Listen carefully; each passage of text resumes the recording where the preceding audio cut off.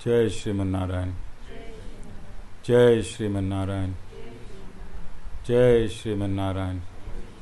I pay my obeisances to my spiritual master, Srimad Jagat Guru Sudarshan Acharya Ji Maharaj. I pay my obeisances to Lord Sri Ramanuj. I pay my obeisances to our Purva Acharyas. I pay my obeisances to our 12 Alvars.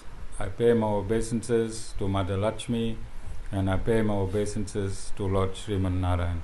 I welcome all of you here physically at the Sri Narayan Dham in Durban, South Africa.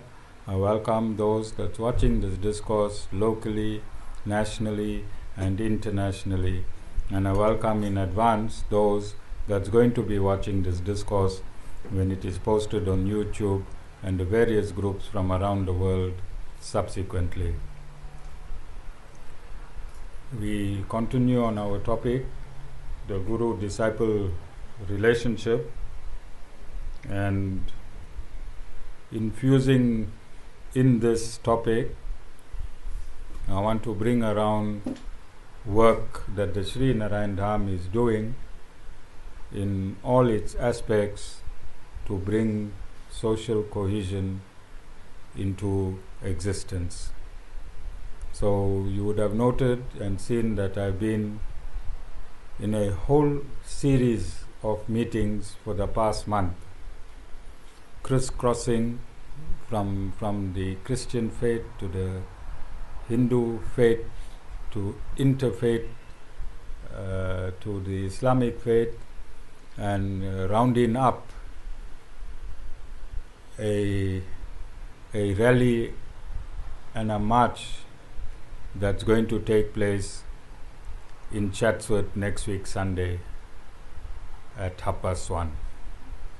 I've also been in meetings with the ruling party at both the provincial and the national level, and also discussing with other political parties and social leaders and commentators.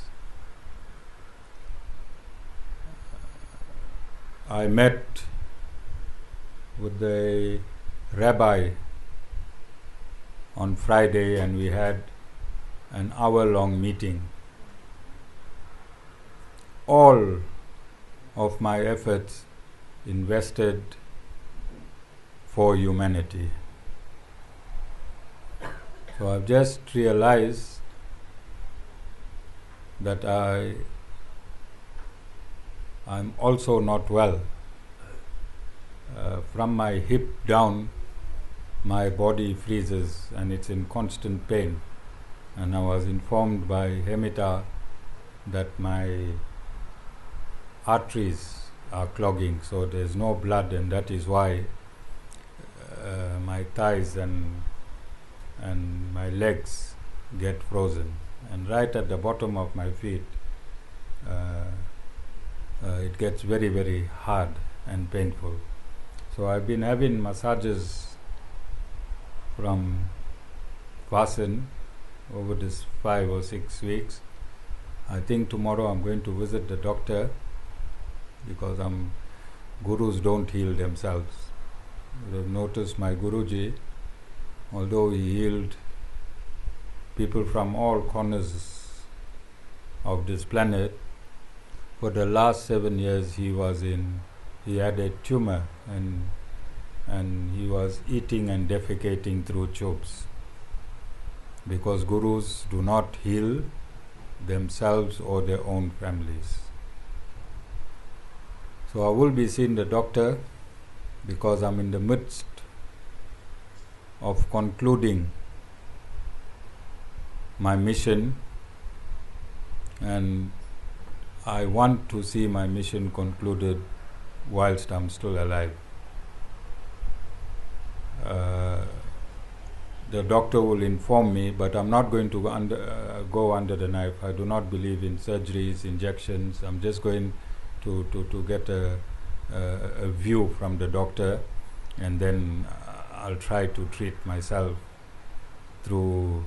I'm teaching you the Vedas, and there's enough healing in the Vedas itself. God has provided us with herbs and spices. Spices are part of your chemicals that is used in maintaining, sustaining and healing your body.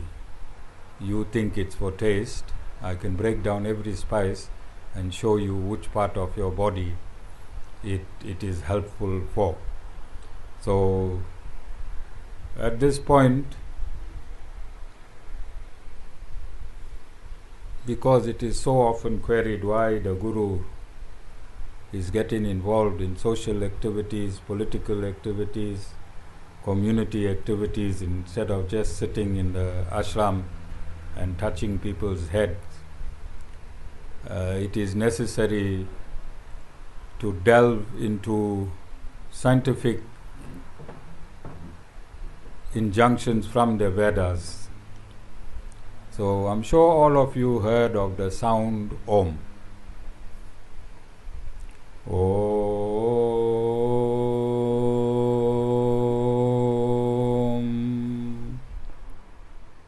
All of you heard this sound? This is the primal sound for creation. It's not a Hindi sound. It is a scientific universal sound for creation. From this sound, all words and forms emanate. Again, I want you to make that sound with me. Right? Open your mouth big and make the sound. Ladies, you all are used to this. Ashmika, open the mouth big and make the sound. Start from the beginning and end like me. Ruki. There's no practice for women making sound. Okay, you're going to follow me. Om.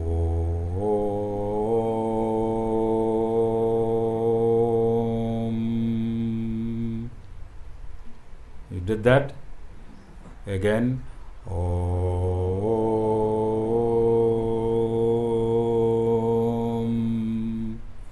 So in the sound, if you haven't discovered, we'll do it one more time. You'll notice your tongue was neutral. Let's do it again. Now notice your tongue. Om.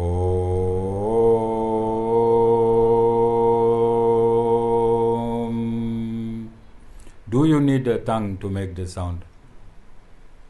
Because this is a primal sound. This is the source of all sound.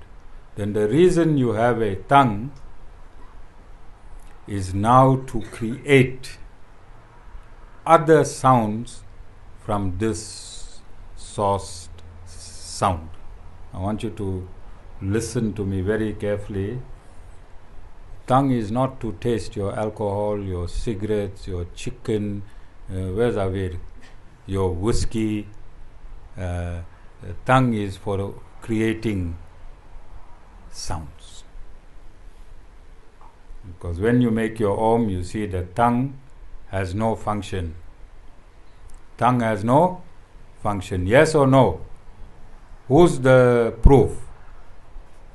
You. You made the sound. You saw your tongue was just there. Naveen, sorry to disappoint you in all this years of your whiskey, 40 years of whiskey. You thought the tongue was to taste that whiskey. Unfortunately, no. Not to taste the whiskey, not to taste that beautiful mutton curry that your wife make. No, it was for sound. Secondary is for your whiskey and Ruki's delicious meals. All right? So if sound is created by inflecting the tongue, then Om is absolute. Yes? Yes? For me to utter every word now, I am using my tongue. My tongue is creating a frequency of sound in a language called English. Yes? My tongue is creating a frequency of sound in the language called English. But the very first language in Om that was emanated after Om was Sanskrit. First language that came out after Om describing anything was Sanskrit. All of you understand? So, in the spiritual world,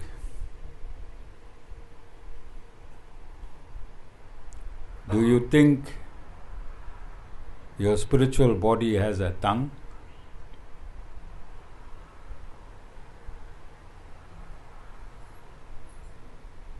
Sita, you think in the spiritual world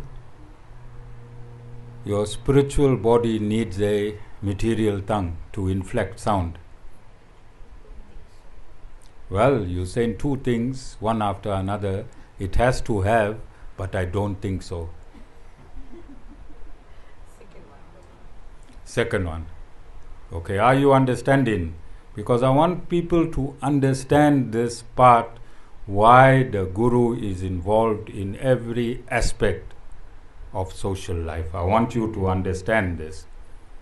Because although in this modern era I'm one of the first Gurus to be involved in everything, then people are finding it very, very difficult to accept that I'm a real Guru, because every day I'm somewhere doing something. So I want to bring the Vedas in to show you why I am everywhere. You understand? So I'm starting with the very basics. My explanation must be commonsensical, it must be scientific, and it must be embedded in the Vedas. All of you understand? Because I do not represent the so-called Hindus or Sanatan Dharmis. I want to make it clear. I, as a Guru, do not represent those who call themselves colloquially Hindus or in realities Sanatan Dharmis. I go on all these forums. I'm in the interfaith forum, I'm in the spiritual crime prevention forum, I'm in many forums. But when I sit on these forums with my tilak and my dressing, I do not represent you. I do not represent Hindus. I do not represent Sanatan Dharmis. Do you understand? I represent Sanatan Dharma. I represent Sanatan Dharma. When a law professor, when he will sit with science professors and biology professors and other professors, does he represent his students or does he represent the subject law? What does he represent? The subject law.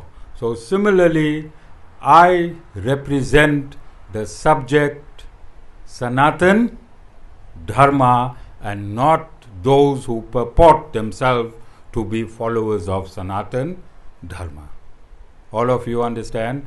So when I sit in these committees dressed like this, I'm not following all those, I'm not representing all those who follow Sanatan Dharma.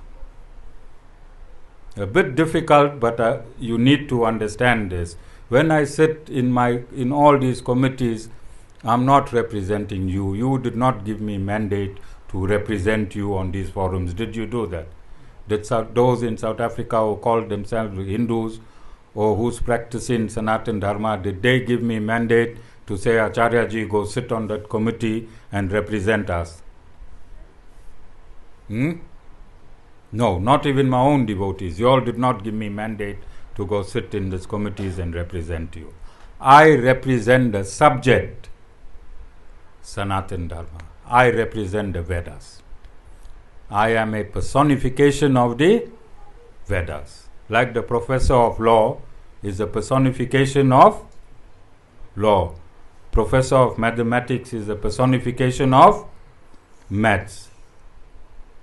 He will be representing the subject maths, not all the students that went through him. Yes or no? Logical, commonsensical? Yes? So let's understand like this. Because now somebody will say, who gave Acharya Sham Ramanuj to sit at the Presidential Interfaith Committee as a Hindu and we did not mandate him? Are you understanding? You know our Hindus. Yes or no? So I'm not representing the masses. I'm representing the Vedas and the subject matter called Sanatana Dharma. Okay, that is clear now. So let us look. We started from sound. So in the spiritual world, you don't have a material body. You just the soul. And the soul is all knowing. The soul is all knowing. If the soul is all knowing, does it need a mind? Does it need intellect? Does it need a body? Does it need eyes, nose? So all this mechanical aperture that we are dressed in does not exist in the spiritual world. Does not exist in the spiritual world. So you don't need a tongue to make a sound. You will just know. Naveen, what Rukhsana is thinking the whole day wherever you are. You will just know. No private investigation, no surveillance cameras, nothing. You will see her cooking her food from wherever you are. You will smell her food from wherever you are. You will taste her food from wherever you are. That is called spirituality. That is called spirituality. That is your true identity. That is what is imprisoned in this body. Your all-knowing functions. Your all-knowing functions. In this body, the soul takes its seat in the vicinity of the heart. The soul takes its seat in the vicinity of the heart. The mind takes its seat on the brain. The mind takes its seat on the brain, and your intellect takes its seat in the area of your pineal gland. Area of your pineal gland. And Vishwadhar was going to pay $10,000. Just before he met me, Vishwadhar was going to pay $10,000 to a guru who ran away now, is ducking somewhere. The authorities are after him. Because Vishwadhar wanted to see with one more eyes. 2 eyes was not enough for him to see all the money in this world. He needed the third eye to see and count his money. Alright? So that third eye is your intellect, which is seated on your pineal gland. Where's your pineal gland? Right in the front. Right in the front. Almost in the region of your forehead. And in Sanatana Dharma, we tell right from birth, a girl child should have a dot. Yes? And a boy child should have a tilak. Yes? Why? What is the scientific reason? Sorry, Nilendri. Cars were being parked anyhow until Kishore Bhai is my witness and his wife. I said, tomorrow morning, if there's any car blocking any other car, 8 o'clock in the morning, on my Lakshmi place, Dhana will pay 1,000 Rand fine. And he's making sure he's not paying the fine. See how many times he got up? But if I didn't put a fine on Dhana, his work wouldn't have been done. Which reminds me, I need to put a fine on Vishwadhar, a fining system for my discourses. That if my discourses are not done by a certain time, then Vishwadhar will pay the fine. And you watch how quickly my discourses will be done. Today's discourse, I want it today. By 8 o'clock, it must be posted. Today's discourse, otherwise Vishwadhar will pay a fine of 1,000 Rand. I need money. I'm making my garden beautiful. I'm buying cement. I'm buying colorful oxide. All these things cost money. People just tell Acharya ji how beautiful the garden looks. Nobody thinks where the ching-ching comes from. So if I can get it from fines, I won't be battling to make all of these things. Okay? So we need to be, if you want to be spiritual, you have to be meticulous. You have to be meticulous.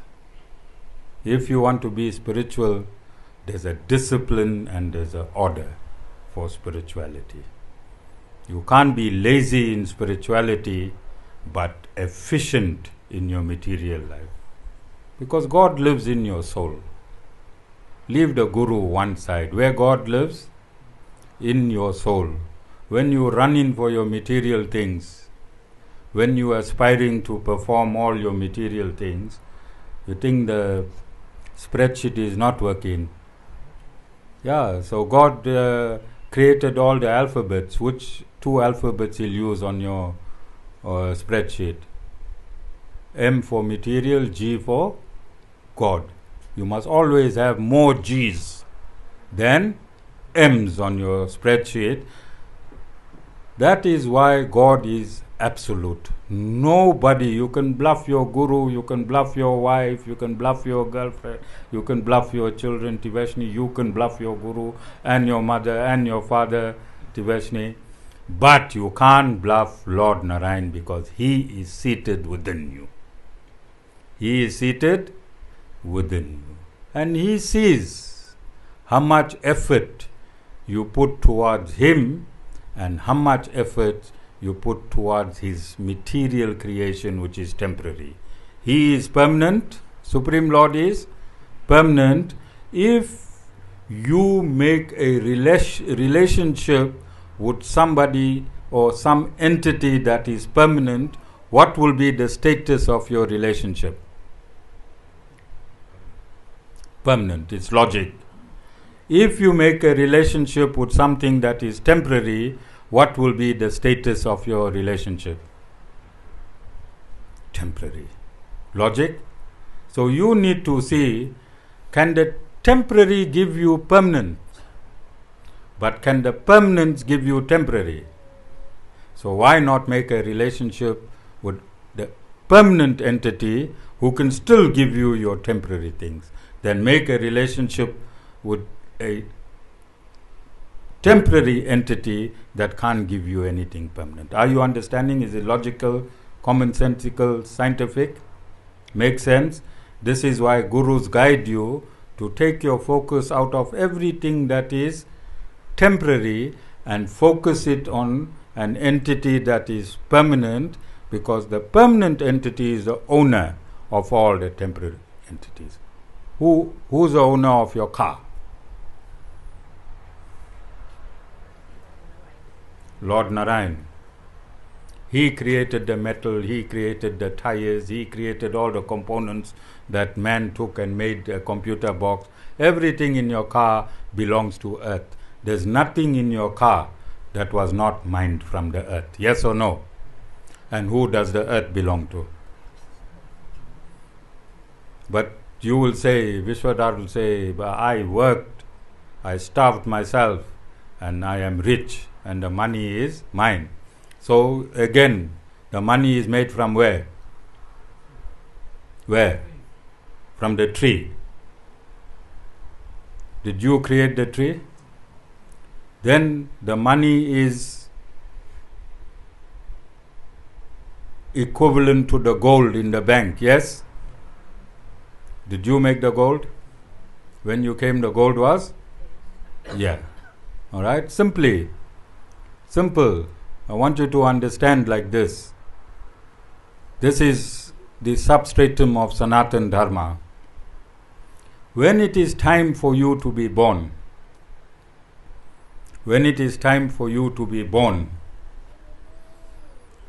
you come from Yamraj. Everyone comes from Yamraj. Yamraj is in another physical dimension. Your soul drops. Amita?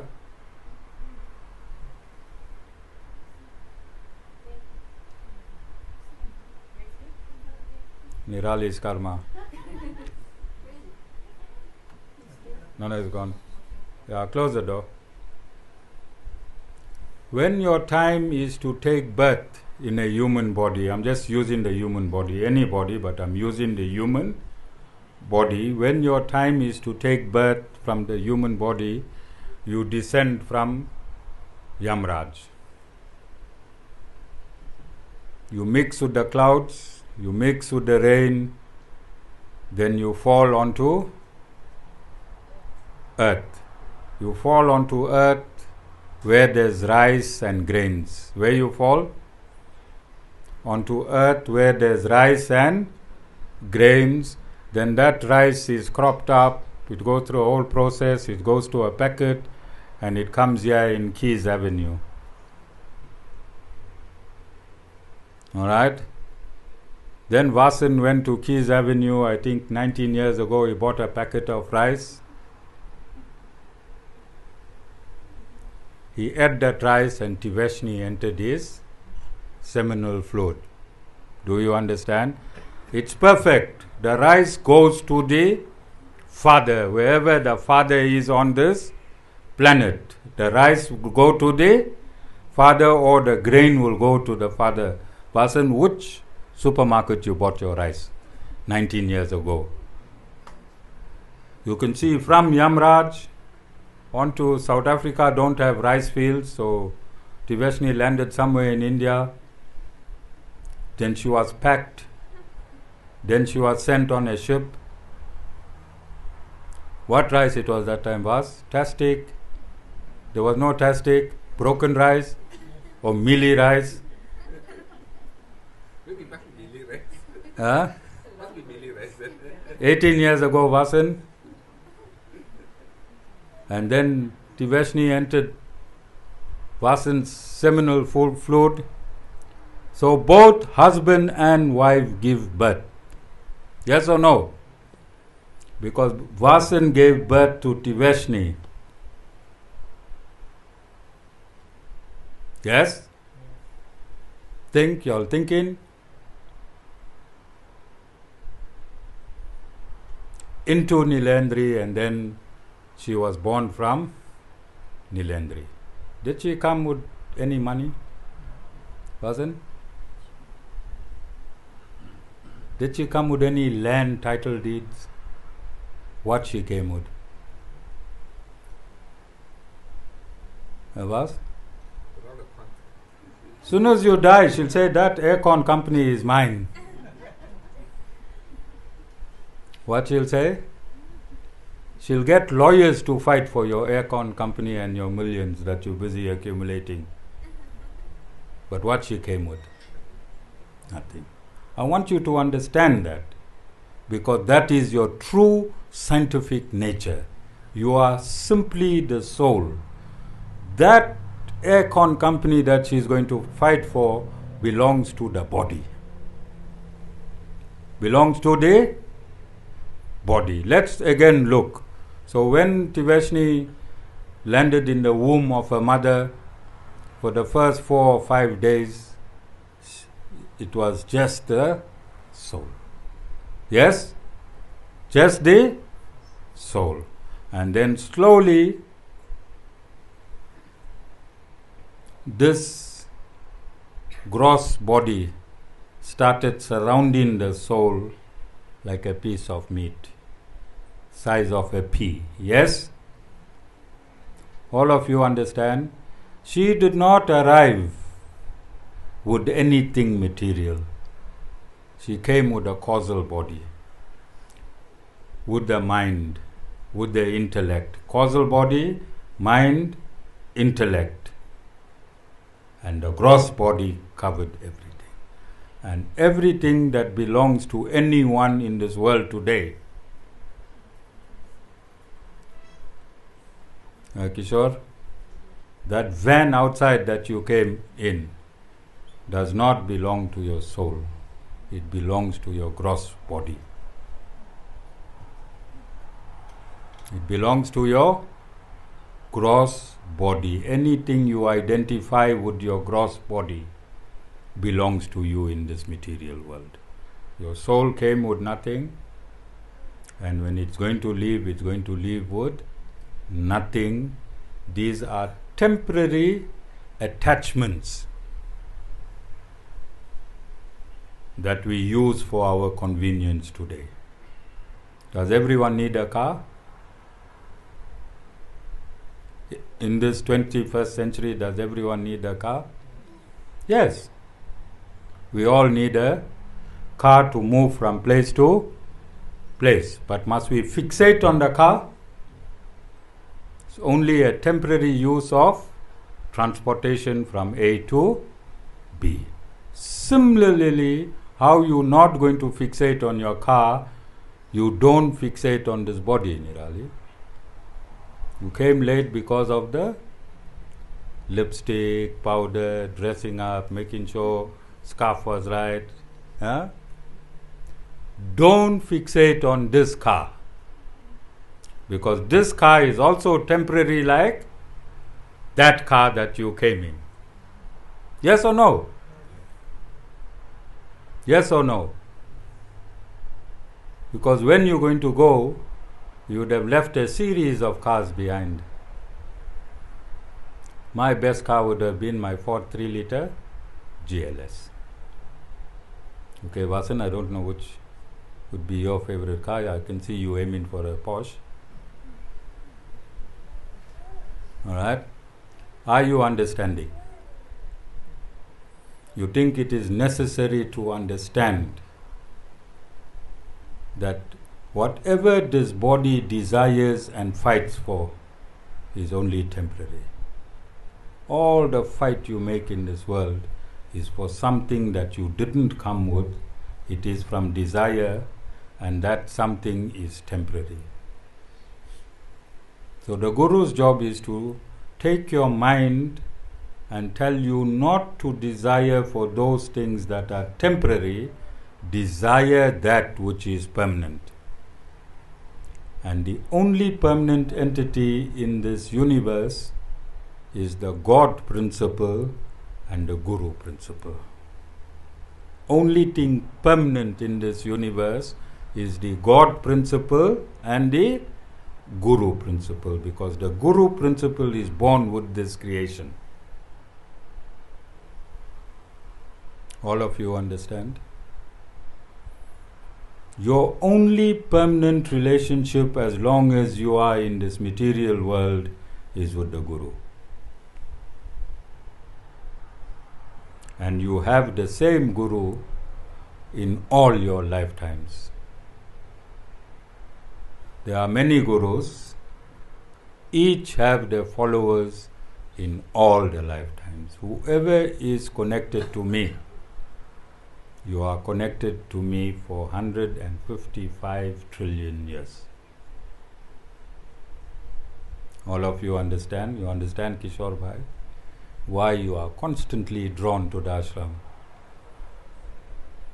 It's not from your physical nature. It's from your spiritual nature. Are you understanding?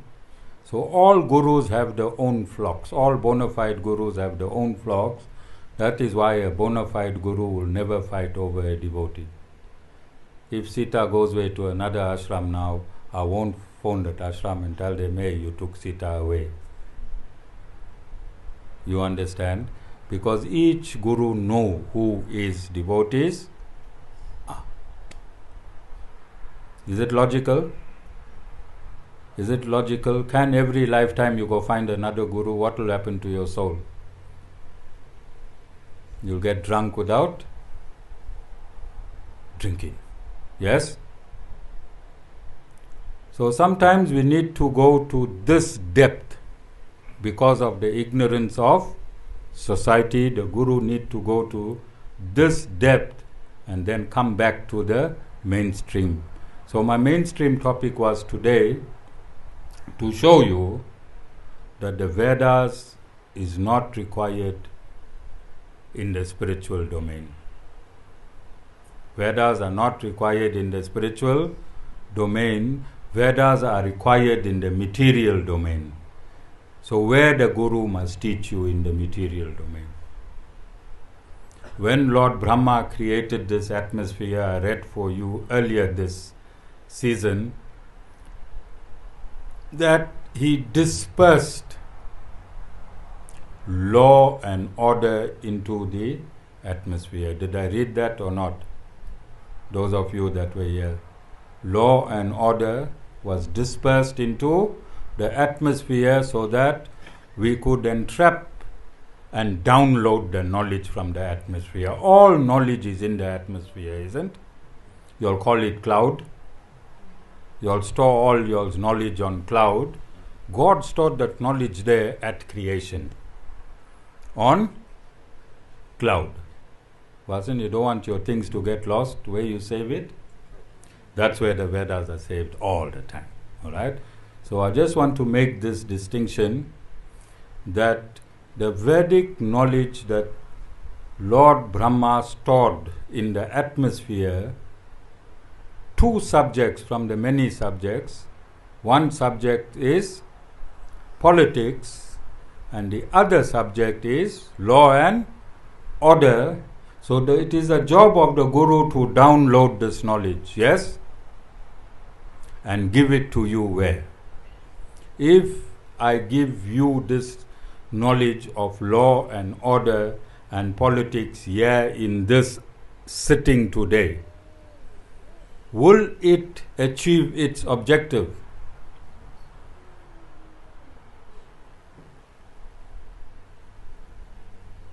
Are there policemen seated yet? Are there politicians seated here today?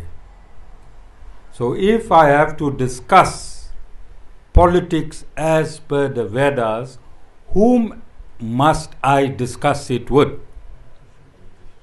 Are you understanding? The only custodian of the Vedas is who?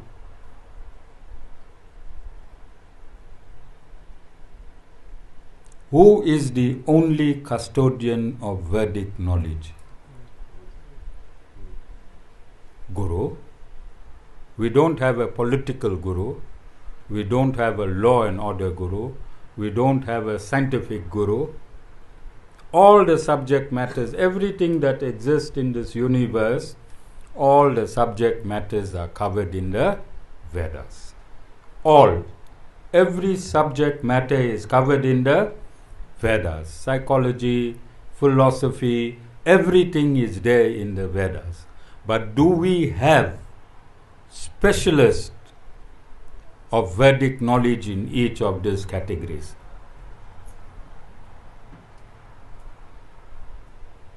That can download, realize the Vedas and download the Vedas and disperse it into the various subjects within their context. Do we have specialists? So the only specialist is the Guru. He downloads all Vedic knowledge. Then you need to go to every platform where this knowledge is required. That is why I'm in the spiritual crime prevention of the South African police. Workout paused. Workout ended. Who said that?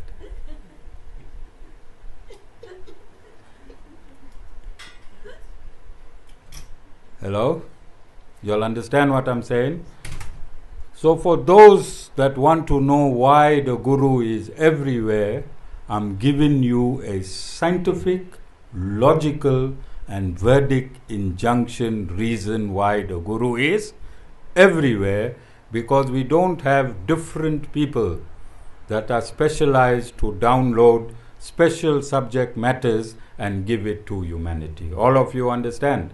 So I'm in the spiritual crime prevention, where we use in spirituality in the South African police services. It's a first. It's a world first. And we're doing very, very well. We have covered this entire province. The spiritual crime prevention. It's a set of interfaith leaders that are now assimilating themselves into the community, and we are using spirituality to attend to crime. If you bring God into this mix and put God first, what do you think is going to happen? What do you think is going to happen to all the criminals?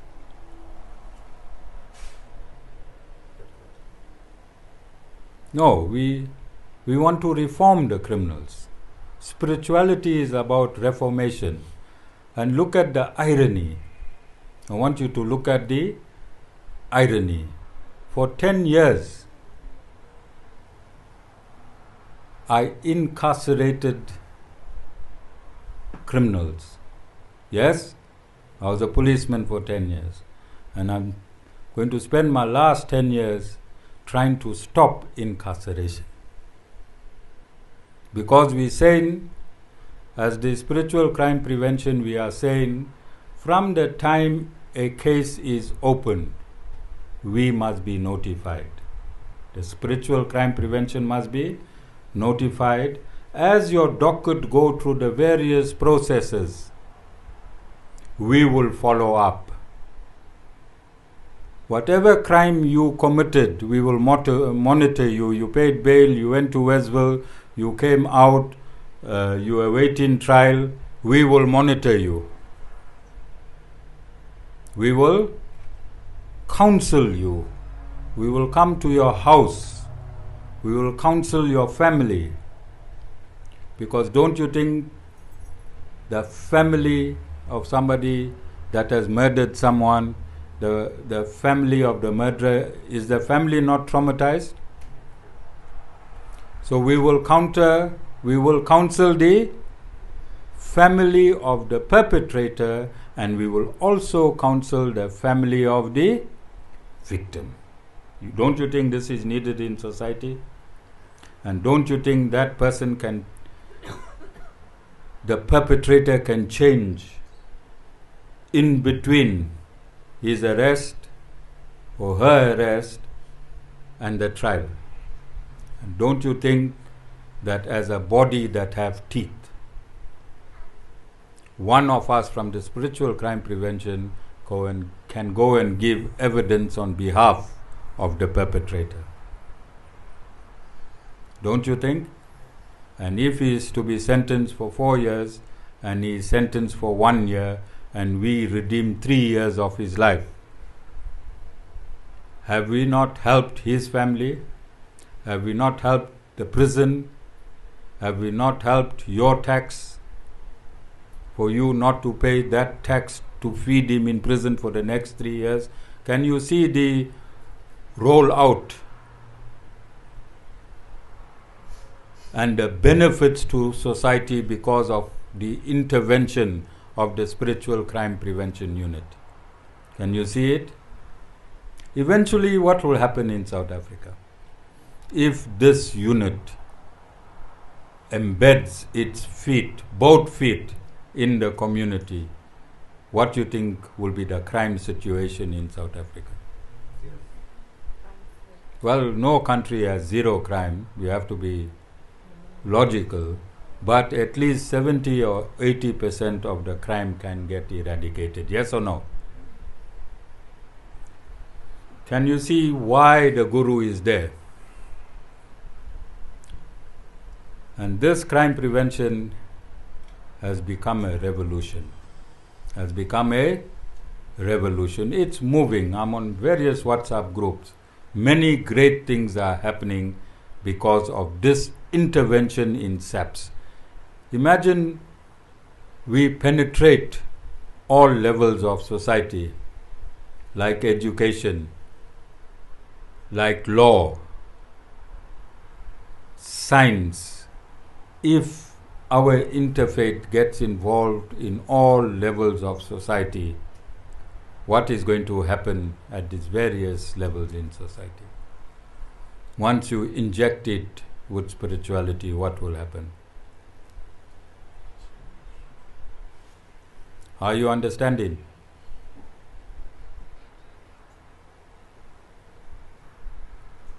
So now I want to come back now to conclude. I have to stop at 12 because of load shedding. And we could have went to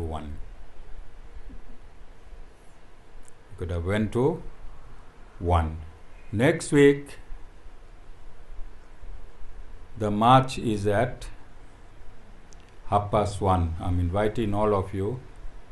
I think it is necessary for you to support your Guru. Your Guru supports you in all your efforts, doesn't he? And there comes a time where you have to support your Guru. So I'm not going to cancel satsang. The march is at 1:30. But I want to give you a talk on Israel, Palestine. I want to give you the truth. There's many stories. We're hearing stories all the time. Yes? Remember, I'm the only Hindu institution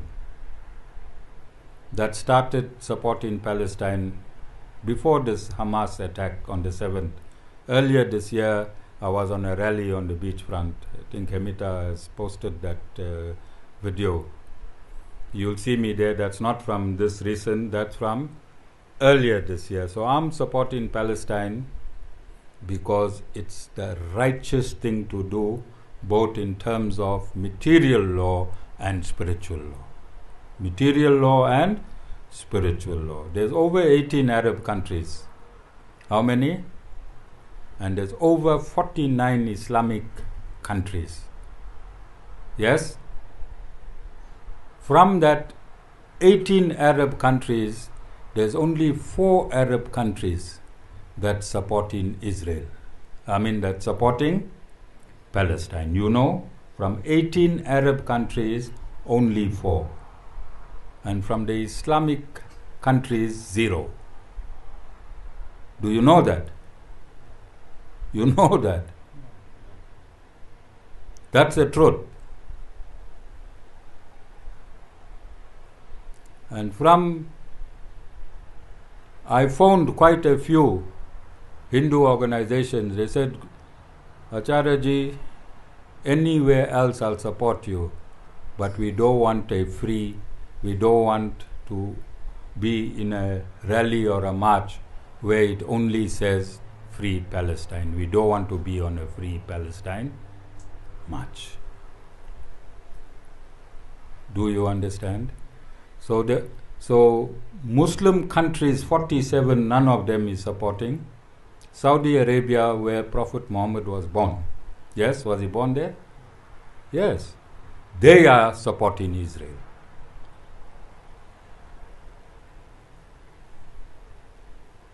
Why?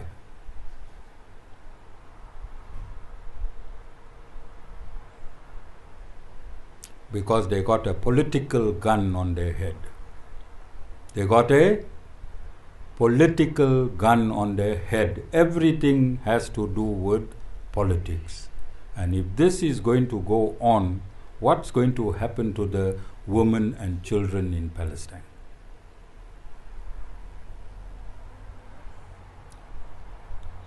Palestine is not only Islamic, religiously orientated people. All the church denominations exist in Palestine as well. All the church denominations exist in Palestine as well. If you remove America. If you remove America, what will happen to Israel?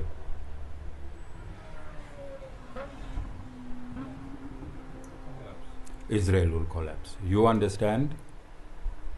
So the reason this ashram is involved, the reason I am involved, is no one has the right to occupy the land of another. West Bank is occupied, Gaza is occupied. There's a legal document demarcating two states, the state of Palestine, the state of Israel at the UN. A resolution was taken in 1948. It's a legal resolution. That resolution must be adhered to, because a guru's job is to make sure law and order and politics. Who must teach you these things? The guru. And I've allowed myself and got myself to be invited as soon as the ceasefire is permanent to go there with my interfaith and start negotiations. As I am telling you today, 99% of you might be laughing in your minds, what this guru going to do when that problem is there since 100 years now already. 100 years. But remember, whatever I said, I made it happen. I said I'm going to change the consciousness of politics in this country. Have I done that? You saw last week I met the national chairperson of the African National Congress. He's the highest ranking person in the ANC, Gweda Mantashe. Alright? So I'm going to continue meeting and having meetings behind the scenes to make sure there's an outcome for all South Africans on the other side. And I'm not only going to meet the ANC, I'm meeting all political parties. All of you understand? So when I said this in 2020, many people thought I'm just shooting my mouth. But in 2023 is happening. I've met high-ranking Jewish people and high-ranking Palestinian people behind the scenes already. This information I'm giving you, I'm not just thumb-sucking this information. I've done my research, I'm meticulous, and I won't bring the ashram into disrepute. No matter the whole world, how many percent of the world at this moment, as of my discourse today, is for Palestine? I'm talking about the governments. Very few. Very few. How many people, how many countries have expelled the ambassadors and closed communication with Israel? 5 or 6.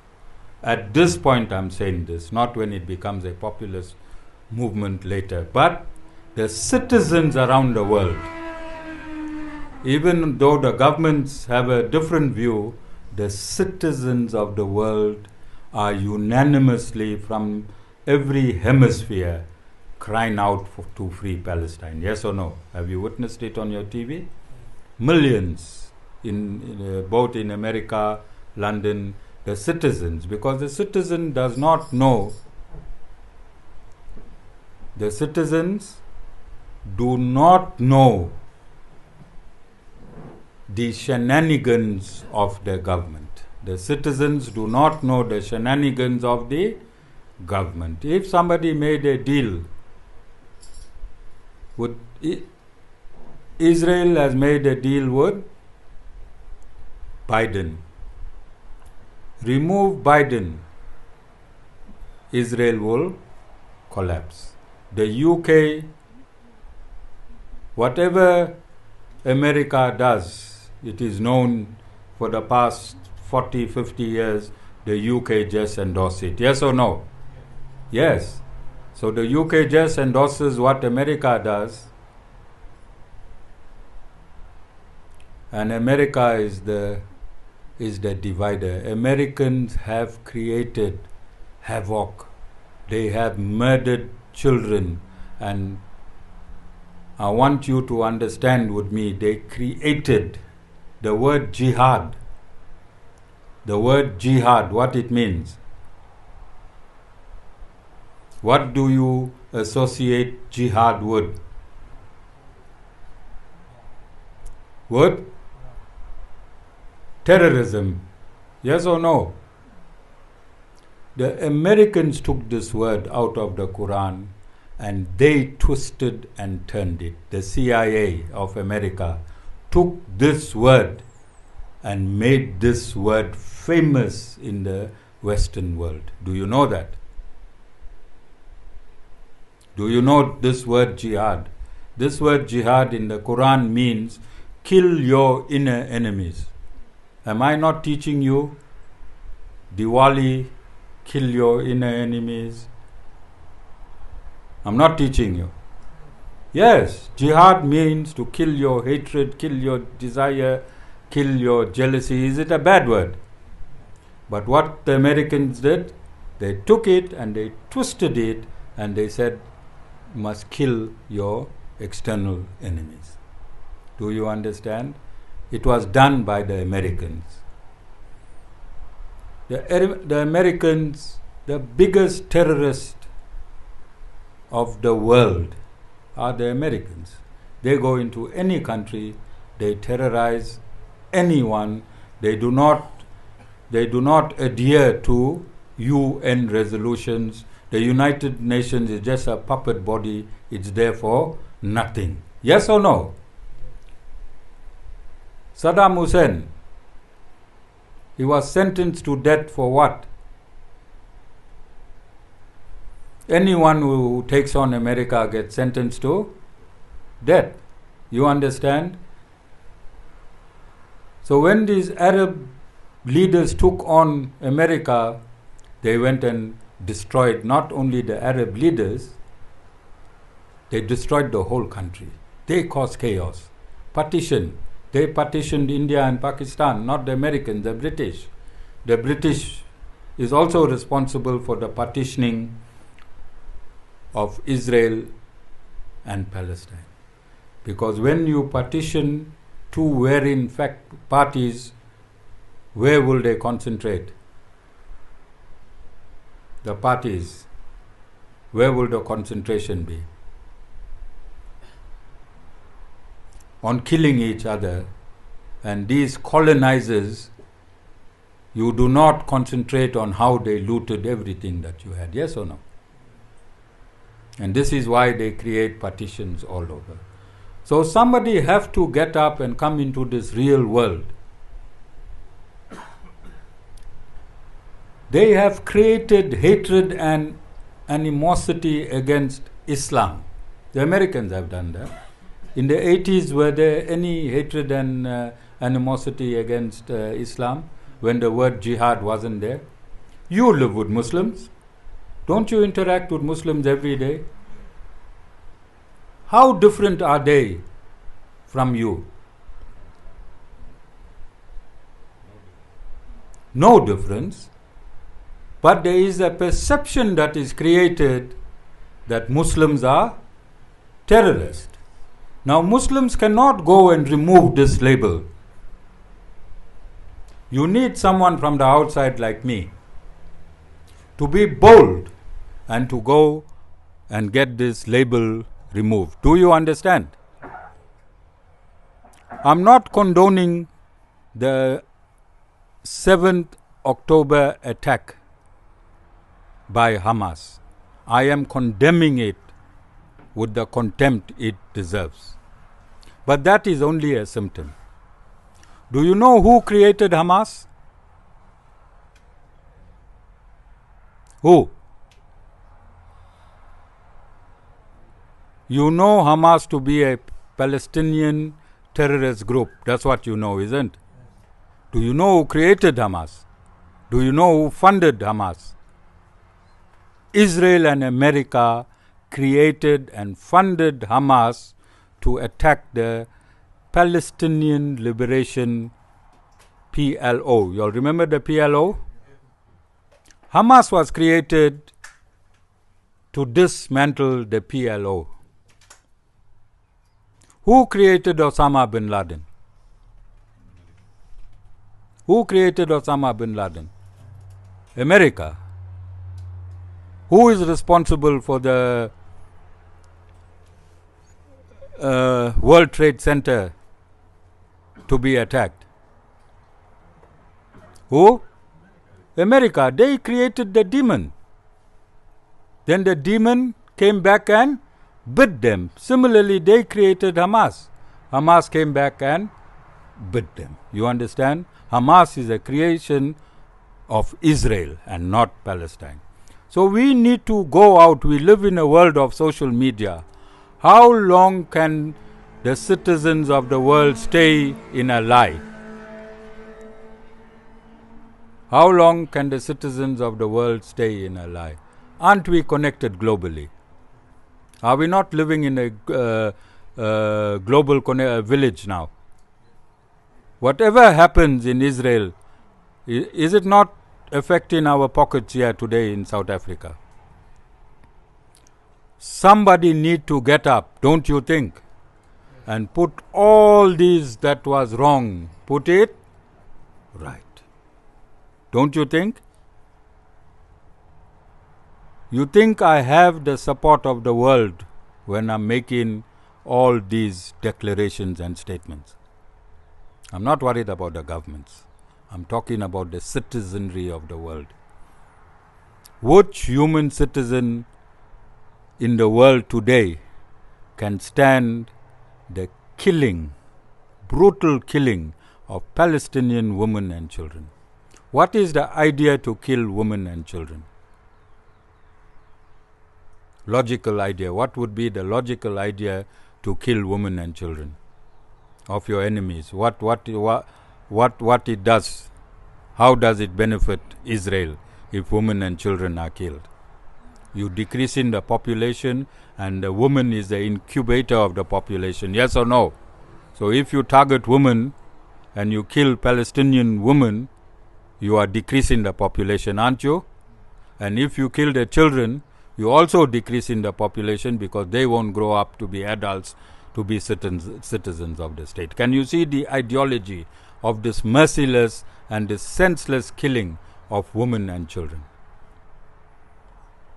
Unprotected, defenseless killing of women and children.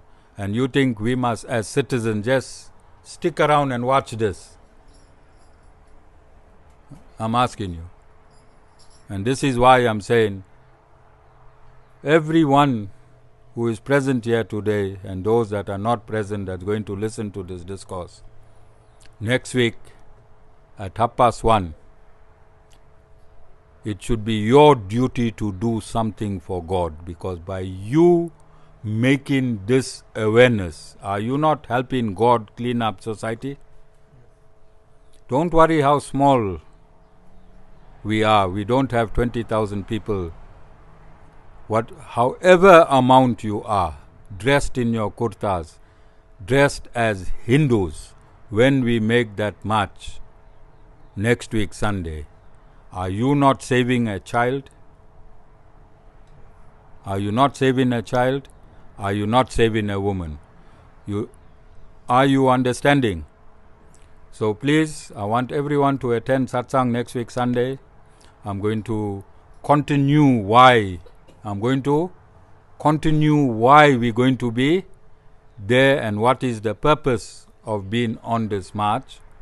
And from here, we're going to have a quick lunch and we're going to drive there. So I've been appointed as the central coordinator. This whole march, whatever is happening, this entire march is being coordinated from the Sri Narayan Dham.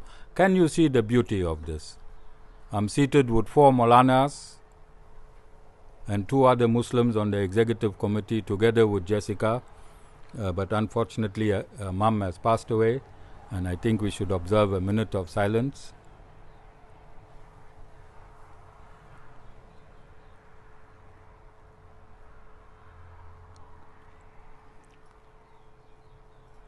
Thank you.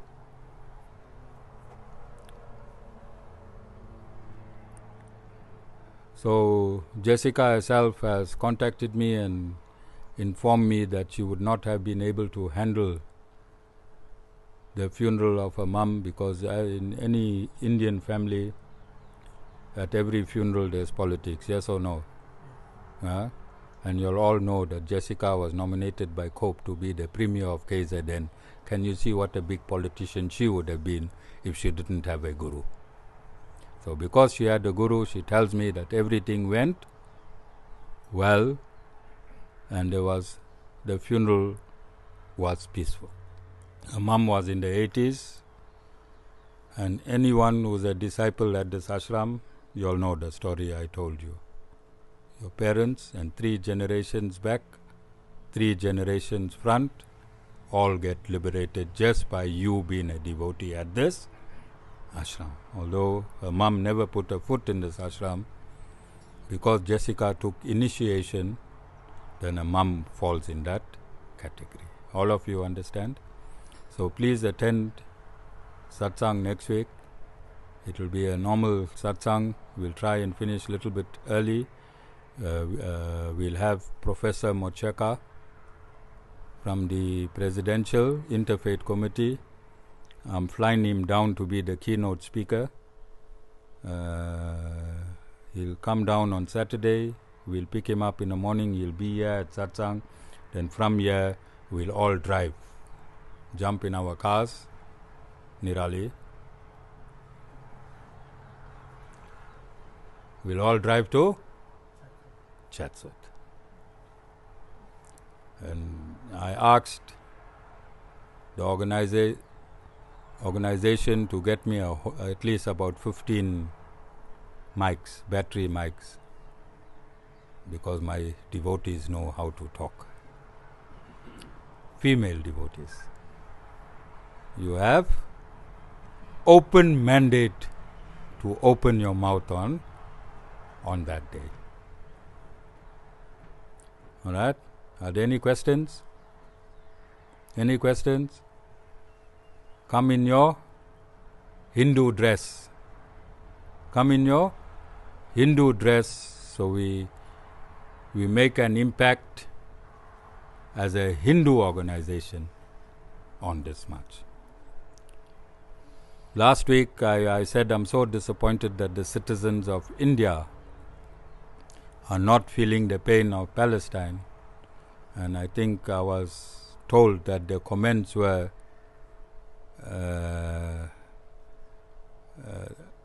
on how they were brutalized by the Muslim moguls and Islam, and see how much of hatred there is between India Muslims and India Hindus.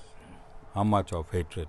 And we as South African Muslims and South African Hindus, when they see how we connect, then we can teach them how to remove this hatred that is there. All of you understand? There's too much of hatred in this world, and this hatred is causing conflicts right around. We're on the brink. We're on the brink of World War III. If one loose cannon, you know, there's some presidents that's very, very shaky, you all know, yes? And if he releases or give command to release one nuclear missile, what do you think going to happen to the rest of the world? If one nuclear missile is released by one of these loose-headed presidents, what's going to happen? Is it a reality? You know what nuclear does? Some of might be live to tell the tale, but as a deformed human being. See, my baby sneezed. As a deformed human being, because nuclear warheads going to be released from every direction. Yes or no? The capacity, the range now is gone to 5,000 kilometers, I think, or 50,000 kilometers. So we have to take these initiatives. It is in our hands. The sane people, the spiritual people, the righteous people, it is in our hand to make a stand. The reason, these are small pockets of people that do this, yes or no? The rest of the world is righteous, law-abiding citizen, yes? If we get up, what can we do with this bunch of demons? You think they'll have a platform or a dimension to execute what they want to do? So this is my idea, to start the spiritual revolution in every country and remove unrighteous leaders. And when unrighteous leaders are removed, there will be peace in our land. This is Kali Yuga. We're not going to get 100% peace, but we also cannot sit neutral. In Sanatan Dharma, did Lord Ram sit neutral or did he act? Did Lord Krishna sit neutral or did he act? Did Nrsimha Deva, did he sit neutral or did he act? Lord Vishnu, did he sit neutral or did he act? If you're a Sanatan Dharmi, you must be a lion. I'm saying this for a long time. And you can't sit neutral and say, I'm a Sanatan Dharmi, Avir. Can't sit there in Newlands and say, hey, Palestine is too far away. That doesn't affect me. I'm going to sit with my wife, son, mom and dad and watch Kuch Kuch Hota Hai on big screen. You understand? It affects, if you're a Sanatan Dharmi, you must get up and you must take action. That is the teachings of the Bhagavad Gita. Wherever there's unrighteousness, what you must do? Get up and take action. So all of you can't take the action that I am taking. It's not logical. But where I need you, like next week, then you can take action. Yes or no? Your action that you are taking on that day will be equivalent to all the action that I took over the years. Do you understand? The benefits will be the same. So please make arrangement. Vasan, I know you pursuing those millions, but make arrangement next week Sunday. Nothing should stop you from being at that march. Are there any questions? Thank you for attending this satsang. I thought many of you are not going to come. You're going to use the excuse that last week satsang was postponed, but I think I also taught you that Lord Narayan lives in the soul, Nirali, so you had to come. So externally the Guru watches you, internally Lord Narayan watches you. Externally Guru watches you, Nirali. Inside you, Lord Narayan watches you. And Lord Narayan continues sending Guru emails of what Nirali is doing, what Nirali is thinking, what Nirali is eating. I get emails all the time. I just open, oh, Nirali, okay, all right. Then Nirali found the Guru after 3 months. And then the Guru tell Nirali 1 or 2 things. Then she tell her mother, hey, Guru is too sharp. He knows. No, Guru is stupid. He just received the email from Lord Narayan. Guru received the email from Lord Narayan. Just like that we catch Tiveshni. My inbox for Tiveshni from Lord Narayan is flooded. I don't know which email to go and look at. That's the amount of email I have from Lord Narayan in regards to Tiveshni. Okay. Kishore Bhai, you got the message for next week? See if you can make it. It is important. It is important. Jai Shri Narayan.